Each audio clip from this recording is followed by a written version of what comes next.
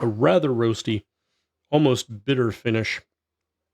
This might actually benefit from being drunk just a little.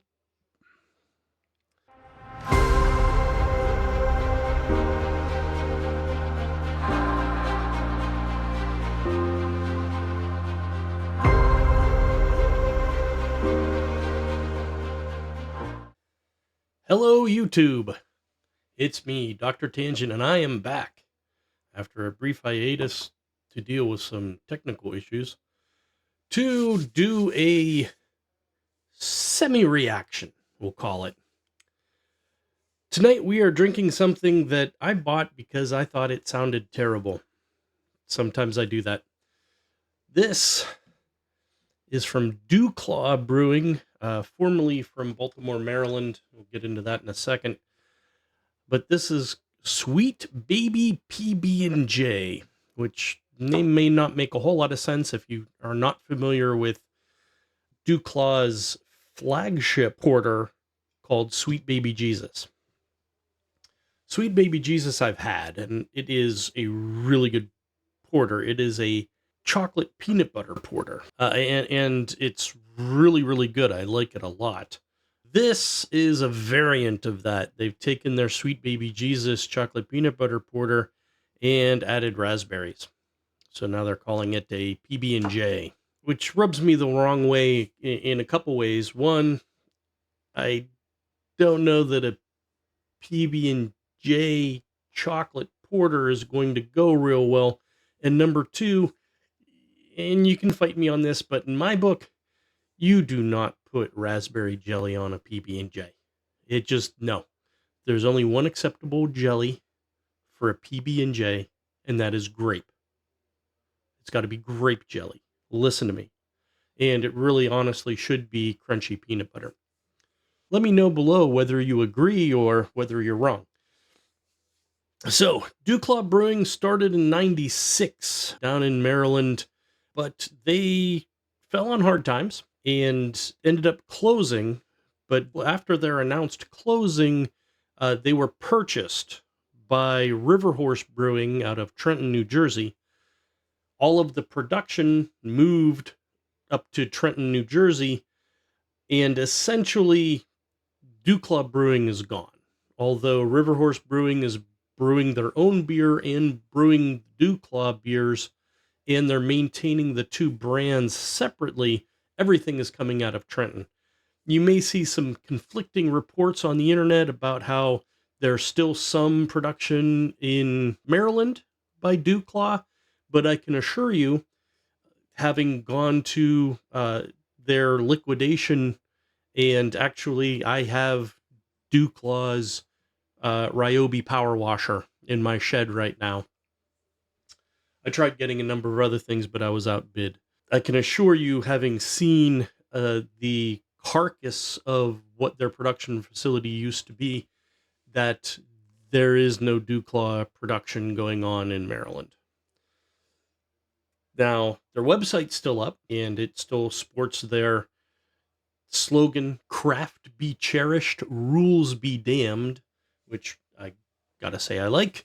But it hasn't been updated since June of 2023 when the buyout was announced.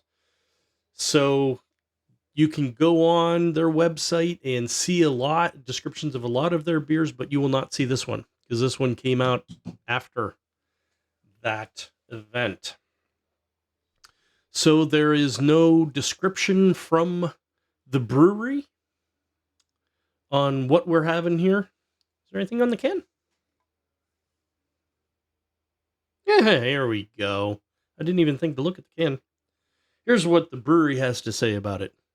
A PB&J in adult form. It's all the roasty chocolate and peanut butter notes you love in our Sweet Baby series, now with the addition of sweet raspberry flavor.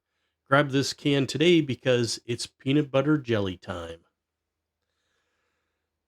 So this is, I said at the beginning, a pseudo reaction. It is a pseudo reaction because I've never had this particular beer, but I have had the parent beer. I've had Sweet Baby Jesus, and I like that a lot. This weighs in at 6.2%. Like the can said, I guess it's peanut butter jelly time. Let's crack this bad boy open. Now, I've been letting this warm for a good while. It is just a... Oh, wow, I can really smell the raspberry. It is just below... probably about... I'd probably put this at like maybe 60 degrees, about 10 degrees below room temperature.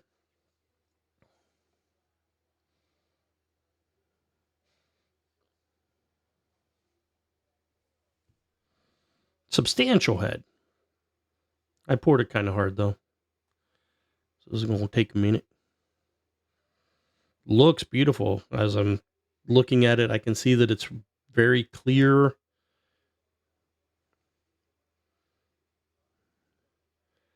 Has a substantial head, tan head of fine bubbles.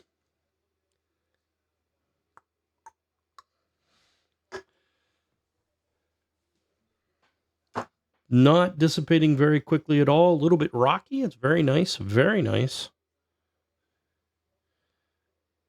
I don't know if you'll be able to see through. No, I need light behind it. It is clear, dark brown, little bit of ruby highlights. Very nice looking. This might actually work. I can smell the peanut butter. I can smell the raspberry. Little bit of like a floral hop note.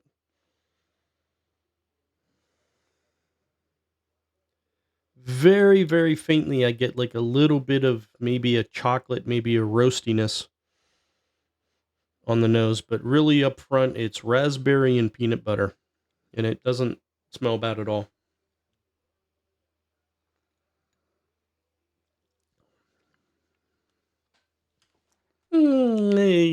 It's not bad. It's not nearly as bad as I thought it would be. Now, I've let it warm up quite a bit, so that little hint of roastiness you get on the aromas is really packing a punch when you go to the palate, when you start to drink it. First and foremost, I get like a roasty, almost like coffee-ish flavor. That gives way to an understated peanut butter and raspberry that almost gets to sweet, but then that roastiness comes right back into a rather roasty, almost bitter finish. This might benefit from being drunk just a little bit cooler than where it's at now. This might be one of those like 50-degree porters that you want to keep a little bit cold to try to neutralize some of that roastiness. All in all, not bad though. Much better than I anticipated. I thought it was going to be something horrible.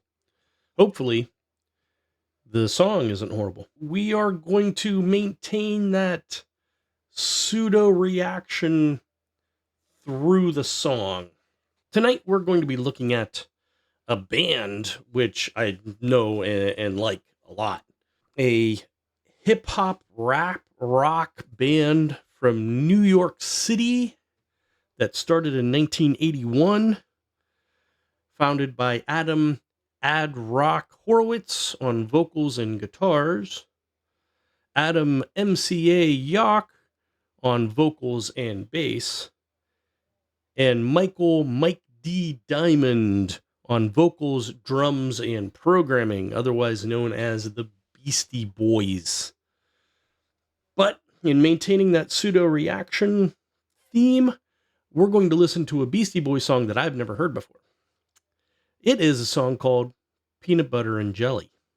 So this could be interesting. I'm sure it'll be interesting given the Beastie Boys. I don't know if it's any good though. So we will check it out. It is off of the Hello Nasty album.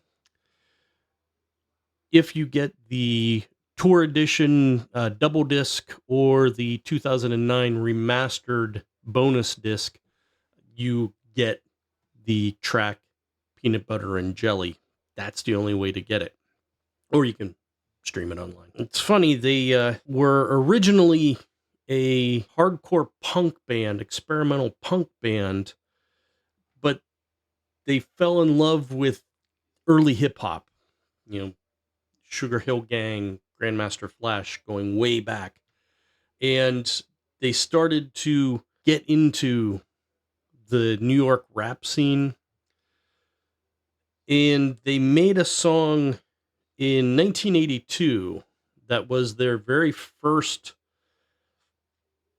blending of punk and rap, a song called Cookie Puss. There'll be a link below for you to check it out. It's actually very interestingly, it's based on and incorporates a prank phone call, actually a number of prank phone calls that they made to Carvel ice cream shops asking to talk to Cookie Puss. Those of you who have no idea what the hell I'm talking about, back in the early 80s, there were a chain of ice cream stores that specialized in ice cream cakes. And one of the cakes they made was Cookie Puss. So it was a character that looked like a cookie type of thing. They also had Fudgy the Whale. But if you listen to that original song, Cookie Puss, you'll hear their prank phone calls. And you also hear a little bit of a 1978 Steve Martin bit called My Real Name. So it's truly odd, truly entertaining. I definitely think you should check it out also. Want to sing it with Uncle Mike? No.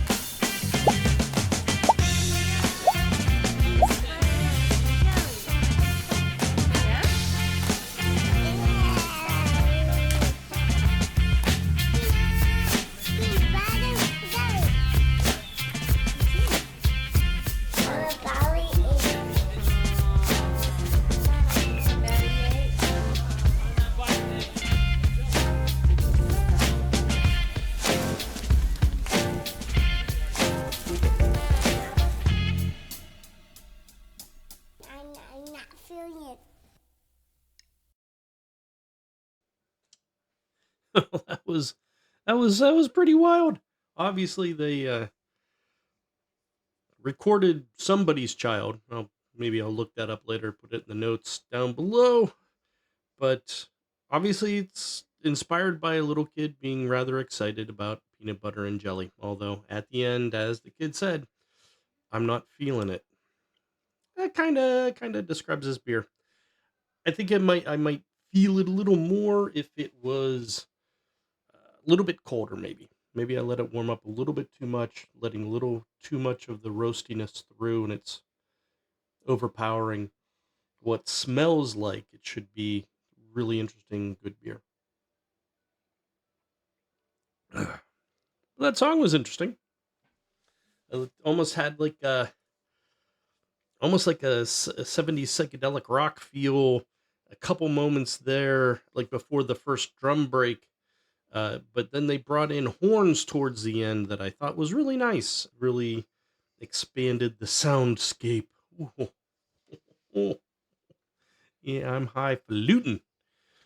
But that was fun. That was off of the Hello Nasty album, which brought us some heavyweight hits like Intergalactic and 3 MCs and 1 DJ.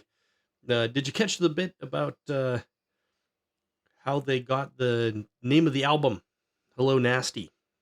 I actually went to verify that Nasty Little Man, the publicity company, is still around, still in business, still up in New York, up in Brooklyn. So I called them, and they answered the phone just nasty. So maybe there's something to that. That would be something the Beasties would do. But that's interesting. I highly recommend you expand your horizons. And if there's a band out there that, yeah, you kind of dig their stuff, but you're not like a huge fan, and you haven't heard a lot beyond just the, you know, typical singles that have been released, maybe do a deep dive every once in a while. Check some stuff out. You might find something you enjoy. I wish I was enjoying this beer just a little bit more. But again, I probably let it warm up too much. But you will have that. So, if you like what I'm doing, give it a thumbs up. Subscribe. And when you subscribe, hit that notification bell because I'm putting out new content all the time. And I would hate for you to miss any of it. If there's something that you want me to check out, beer wise, song wise, drop me a message. Let me know. I love to interact. But until we meet again, internet denizen, remember to enjoy peanut butter and jelly time.